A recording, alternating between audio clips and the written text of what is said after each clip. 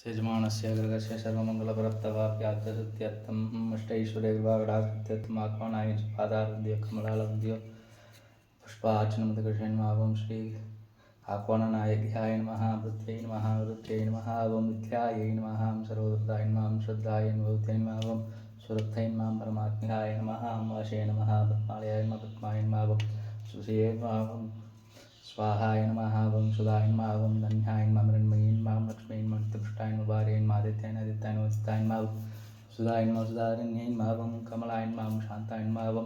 अनुग्रहप्रदाय नमः हरिवल्लभाय नमः शोभाय नमः मृदाय नमः ओं दीप्ताय नमः ओं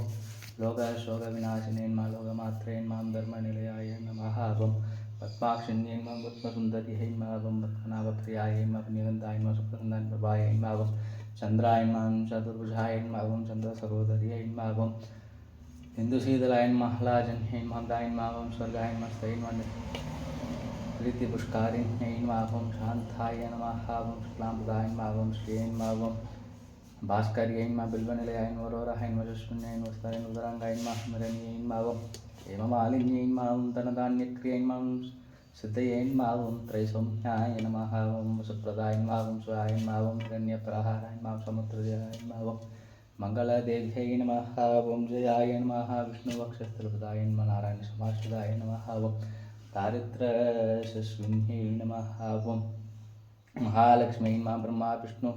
शिवात्मिकाय नमः त्रिकालज्ञसौन्दर्यै नमः भुवनेश्वर्यै नमः